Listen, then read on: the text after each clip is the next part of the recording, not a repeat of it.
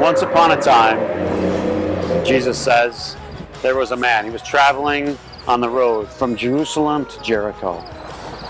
Everybody in that day would have known this story right away. Had some notoriety to it because that was a very famous road. It was a notorious road. That was a road where people were often robbed.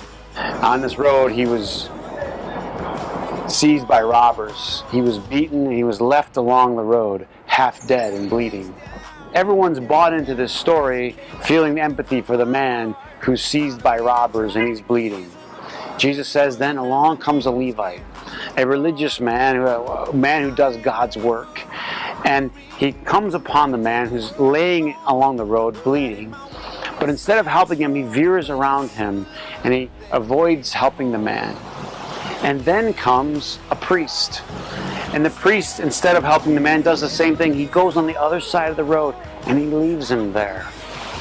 And then Jesus tells a story of a third man that comes. Now the thing that's interesting about this story that you have to realize is they often told stories like this in threes. And you would tell one and then another and then a third. And it would be like saying there were three guys, Larry, Moe, and you would fill in the blank and say Curly. And so Jesus is kind of setting everyone up in this story.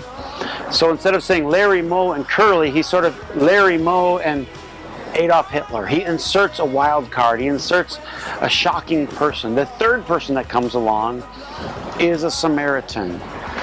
And the Samaritan goes over and he helps the man. He gets down and he bandages the man's wounds and he puts oil on there and he puts him on his own donkey. He takes him to an innkeeper where he can rest and recuperate. He gives the innkeeper money and he tells the innkeeper, in fact, if the man runs up a bill, please care for him and when I return, I'll reimburse you for any expenses. So what's the story all about? The story oftentimes is called the story of the Good Samaritan. But really that gives the whole thing away. It kind of ruins the whole thing. Jesus, of course, never labeled his story. He never titled his stories. Nobody thought of a Samaritan as good in any way. The story is about a surprise. And what Jesus does is he makes a hero out of the guy that they believe is bad. It's a story with a twist. It's a story to shake up their thinking. It's a story to kind of rock their paradigm.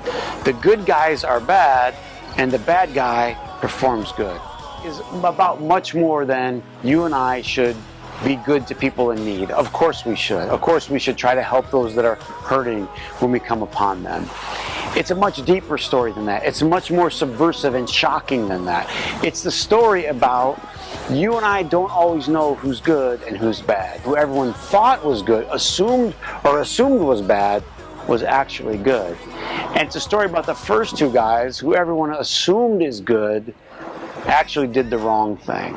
So you never know. You can't judge who's good and who's bad by their label, that they're a priest or a Samaritan or a Levite. You judge them by their actions, and people will surprise you. Sometimes it's the people that everyone has labeled as bad who actually are good. Jesus told a masterful story, a story that had shock and twist in its plot because it was the bad guy who ended up being good.